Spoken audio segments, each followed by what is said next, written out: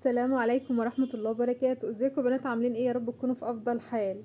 النهاردة هعمل لكم ماسك حلو جدا او كريم حلو جدا في ازالة التجاعيد المبكرة، الخطوط الدقيقة على البشرة. البنات اللي عندها خطوط حوالين الفم وتحت العين، الوصفة بتاعتنا النهاردة سحر فعلا للبشرة. طبقوا الفيديو ده زي ما انا هعمله بالظبط. اي بنوته لو طبقت الفيديو بالطريقه اللي انا هعملها هتكون ناجحه معاها جدا، بس بامنكم امانه تحطوا لايك للفيديو وتشتركوا معايا في القناه. يلا بقى اقول لكم الوصفه بتاعتنا عباره عن ايه. عباره عن كريم الليمون. معانا 3 من الليمون ده انا مختاره الليمون الاصفر ده علشان بيبقى فيه نسبه ميه اكتر من الليمون الاخضر، تمام كده. وانا محتاجه في الكريم اللي هنعمله النهارده 3 ليمونات. هاخد الميه اللي فيهم واطبق بيها الفيديو بتاعنا او الوصفه بتاعت النهارده. الكريم ده حلو قوي قوي، ولو البشره بتاعتك حساسه هقولك تستخدميه ازاي.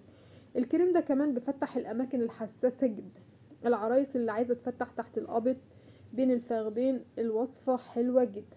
شايفين يا بنات؟ انا معايا 3 ليمونات، هصفي الميه اللي فيهم. الليمون ده يا بنات بتغلغل مع البشرة اللي فيها سواد، المكان اللي هو تحت القبط والاماكن دي بتغلغل كده مع الجلد، بينضف حلو جدا. كمان البنات اللي دايما عندها رائحة عرق شديدة، مفيش بقى افضل من الكريم اللي هنعمله النهاردة. تمام كده، انا اخدت الكمية ديت، هحاول بقى اصفيها علشان لو فيها اي شوائب او اي حاجة. الكمية ديت لازم ناخد عليها معلقتين صغننين جدا من النشا. معلقتين صغننين جدا يا بنات، او معلقة.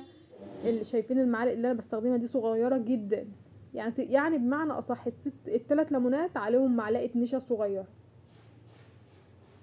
تحاولوا تقلبوهم كويس جدا وعلى نار هادية اقل من نص دقيقة، على نار هادية جدا. وايدك فيهم برضو لحد ما تحسي ان بقى كريمي خالص.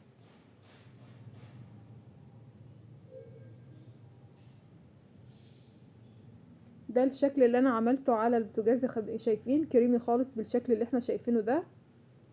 هنبدأ بقى نحط عليه بقية المكونات بتاعتنا المهمة جدا جدا في الوصفة بتاعت النهاردة. هيكون معانا، هحاول بس اصفيها انزلها كده في طبق علشان ابدأ احط عليها بقية المكونات بتاعتنا.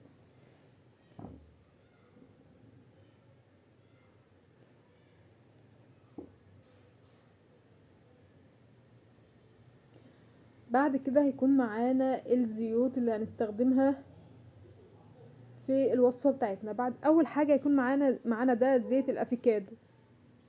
زيت الافيكادو بيعالج التصبغات، الخطوط الدقيقة، له فوائد جميلة جدا للبشرة. دي العبوة اللي انا بستخدمها، والعبوة ديت بتبقى اكتر تركيز من العبوات الكبيرة. هاخد معلقة من معالق الشاي من زيت الافيكادو. تمام كده.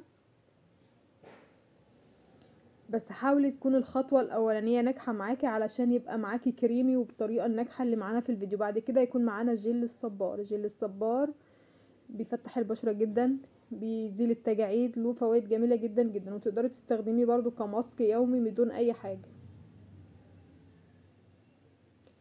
تحاولي بقى تقلبي الكريم حلو جدا مع بعض كده. شايفين الطريقة عاملة ازاي يا بنات؟ وشوفي بقى برطمان فاضي عندك وتروحي منزلة الكريم ده فيه.